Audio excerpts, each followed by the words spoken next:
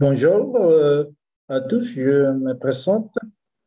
Je m'appelle Juliana Antunes Calvao, spécialiste en recherche du laboratoire des produits de la mer et des poissons d'eau douce de l'Université de São Paulo au Brésil. Je suis la responsable de l'étude de cas sur l'Atlantique du Sud-Ouest pour le projet Farfish. Je représente le Brésil au sein de ces projets. Dans cette étude de cas, notre zone est la zone statistique FAO 41.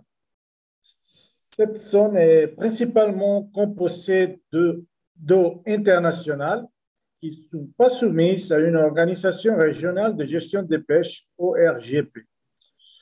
Au sein de cette zone, nous pensons qu'il est nécessaire de signer des accords pour que les choses fonctionnent bien.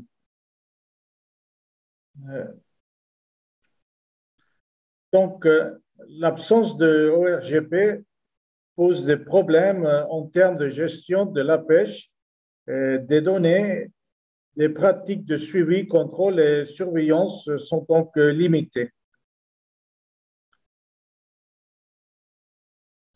Les flottes du monde entier opèrent dans l'Atlantique sud-ouest. En 2019, les navires de l'Union européenne ont pêché 3,3% du total des captures européennes dans cette zone.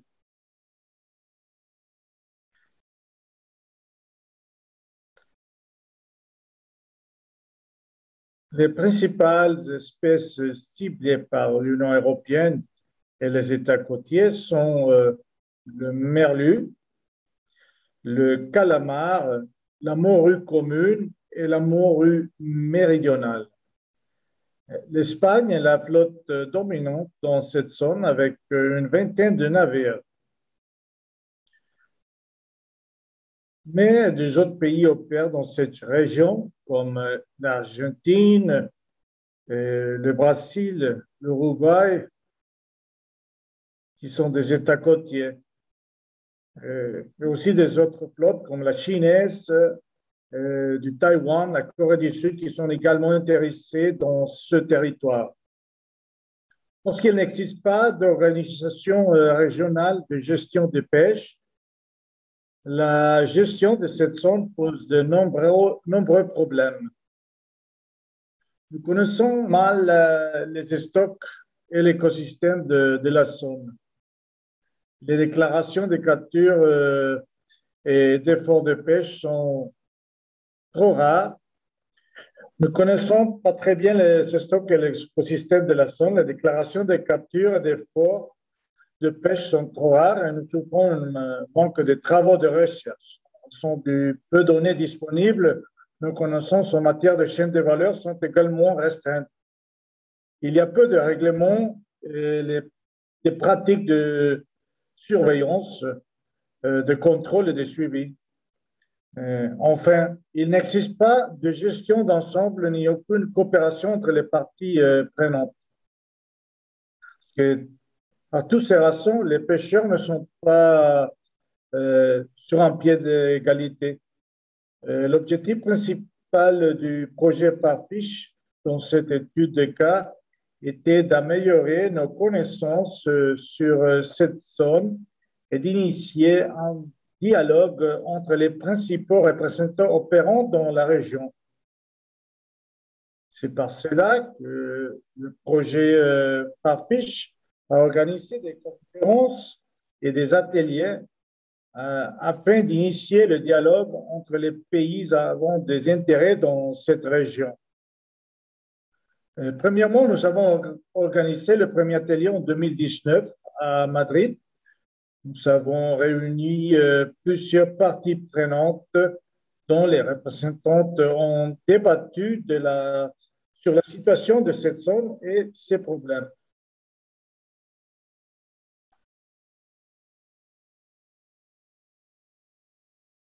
Après cet atelier, nous avons décidé d'organiser une conférence avec une démarche scientifique en 2021 qui est tenu online parce qu'on a la pandémie du COVID-19, mais on a réuni de nombreux participants et cela a permis aux chercheurs de présenter leurs résultats. Cette conférence a également facilité le réseautage entre les parties prenantes.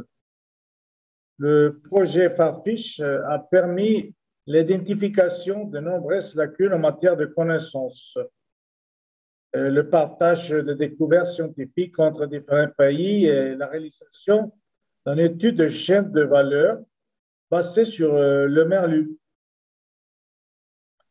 Il a également permis l'analyse des structures de gouvernance ainsi que le développement d'outils de suivi, contrôle et surveillance. Par ailleurs, une comparaison entre données satellitaires et signaux SIA ont été effectuées. Et les chercheurs ont constaté un degré élevé de cohérence dans leurs résultats.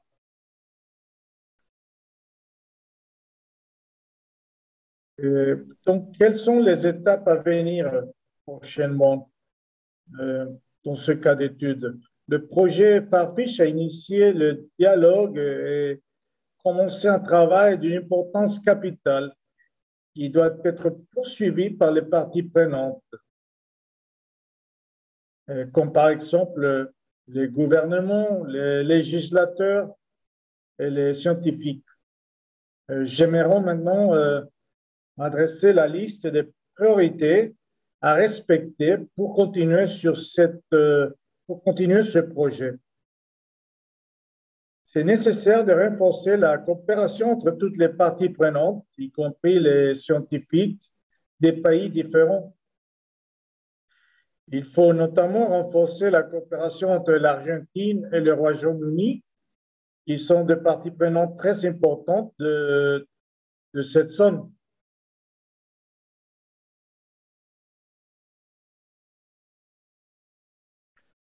Pour continuer à améliorer la situation dans cette zone et de partager les données aussi. C'est nécessaire d'introduire une organisation régionale de gestion de pêche pour permettre à tous les pays ayant des intérêts dans cette zone de collaborer. Il faut également élaborer une législation internationale focalisée sur la protection des écosystèmes marins vulnérables de la zone. C'est également nécessaire d'améliorer la collecte des données sur les variables biologiques et écologiques et l'enregistrement des captures et instaurer des véritables pratiques de suivi, contrôle et surveillance. Pour conclure, l'industrie de la pêche au Brésil se concentre principalement sur les pêcheries du thon, mais le projet Farfish a permis à l'industrie de la pêche et au gouvernement brésilien de réaliser l'importance des autres espèces qu'on pêche dans la zone. Donc, il faut continuer à participer aux projets de recherche internationaux en se focalisant sur les innovations du secteur de la pêche. C'est une importance capitale pour notre pays. Personnellement, j'espère que nous pourrons continuer de travailler sur le projet Farfish, car il est essentiel que notre pays prenne part à des futurs projets de recherche collaboratifs fondés, focalisés sur l'esprit de la déclaration de Belém. Je voudrais vous remercier ces 21 partenaires, je vous le présente ici, qui ont pris part à ce projet et c'est d'une grande importance, ainsi que le programme de recherche et d'innovation Horizon 2020 qui a été financé le projet Farfish. Merci beaucoup.